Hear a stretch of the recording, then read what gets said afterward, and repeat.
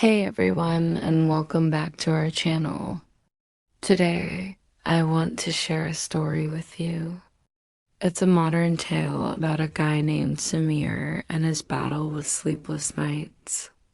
Maybe it sounds familiar, maybe it doesn't, but I think there's something in it for all of us. So grab a comfy seat and let's dive in. Samir was what you'd call a go-getter. He was a brilliant software developer working at a fast-paced tech startup. His days were a whirlwind of code, caffeine, and tight deadlines. By day, he was a keyboard warrior, building complex algorithms and solving problems that would make most of our heads spin. But when night fell, his real struggle began. As the city outside his window grew quiet, Samir's mind did the opposite. It would race, replaying conversations from the day, debugging code in his head, and worrying about tomorrow's presentation. He'd toss and turn, the glowing numbers on his alarm clock mocking him. 1 a.m., 2 a.m., 3 a.m. He'd try everything, counting sheep, meditation apps, warm milk, but sleep was like a shy cat, always just out of reach.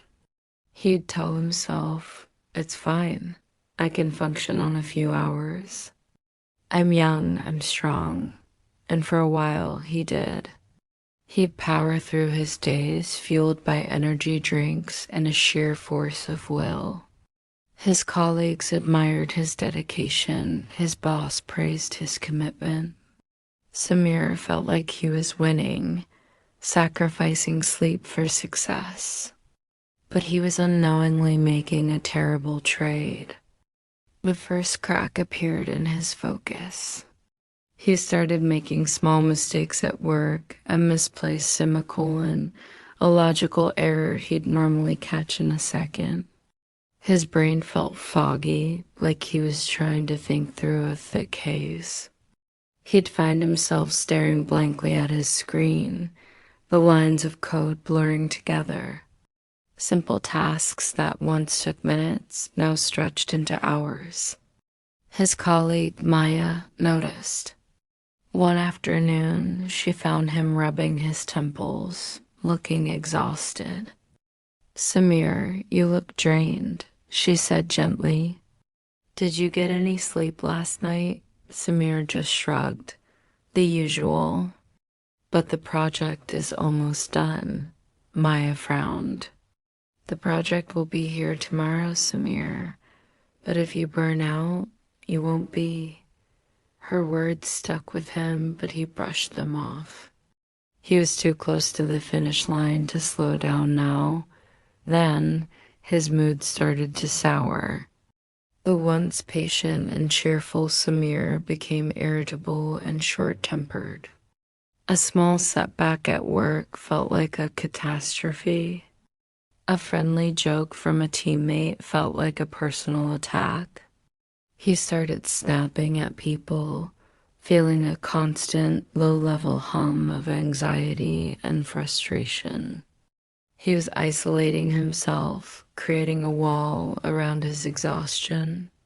His body started sending clearer signals. He caught a cold that he just couldn't shake. It lingered for weeks, leaving him feeling weak and miserable. What he didn't realize was that his lack of sleep was crippling his immune system. Our bodies do their best repair work while we're asleep, fighting off germs and strengthening our defenses. Samir's defenses were down, and his body was paying the price. The real wake-up call came during a crucial project demonstration. Samir was presenting to the company's biggest client. He had practiced his presentation dozens of times, but standing there, under the bright lights, his mind went completely blank. He fumbled for his words, forgot key data points, and couldn't answer questions clearly. The confidence he normally had was gone, replaced by a mortifying sense of panic. The presentation was a disaster. That evening, Samir sat alone in his quiet apartment, not even trying to work. He felt defeated. He had sacrificed his sleep for his career, and in the end, it had cost him dearly. He finally admitted to himself that something had to change. This wasn't sustainable. This wasn't success. He remembered Maya's concern. The next day, he went to her and opened up about his struggles. Maya listened patiently and then shared her own story of battling burnout. Sleep isn't a luxury, Samir, she told him. It's a biological necessity. Think of your brain like a computer. During the day, you're opening all these files and running all these programs. Sleep is when your brain sorts files and cleans everything up. Without it, the system just crashes. She explained how sleep is vital for memory consolidation. When we sleep, our brain processes the information we took in during the day, strengthening neural connections and moving important memories from short-term to long-term storage. That's why pulling an all-nighter to study is often counterproductive. Your brain doesn't have the time to actually learn the material. Samir's forgetfulness wasn't a sign of failure. It was a symptom of an overworked, unrested brain. She also told him about the immune system. When you sleep, she said, your body releases proteins called cytokines, which are crucial for fighting infection and inflammation. When you're sleep deprived, you produce fewer of these, making you more vulnerable to getting sick. That explained his never-ending cold. Most importantly, she talked about the balance. A regular sleep schedule regulates everything from our hormones to our appetite to our mood. It keeps our internal clock, our circadian rhythm, in sync. When that rhythm is thrown off, everything else starts to go haywire. Inspired, Samir decided to make a real change. He didn't just try to sleep, he made sleep his priority. He set a strict bedtime and wake-up time, even on weekends. He created a new evening routine. An hour before bed, all screens went off. No phone, no tab, no TV. Instead, he'd read a book, a real paper book, listen to calming music, or do some light stretching. He made his bedroom a sanctuary for sleep, cool, dark, and quiet. The first few nights were still tough. His mind was so used to racing that it didn't know how to power down. But he stuck with it. He was patient with himself. Slowly, gradually, things started to shift. He began falling asleep a little faster. He'd wake up feeling a little more refreshed. After a couple of weeks, the change was undeniable. The brain fog lifted. He was sharp and focused at work again, catching problems before they happened and finding creative solutions. He was more patient, more cheerful. He started enjoying his colleagues' company again.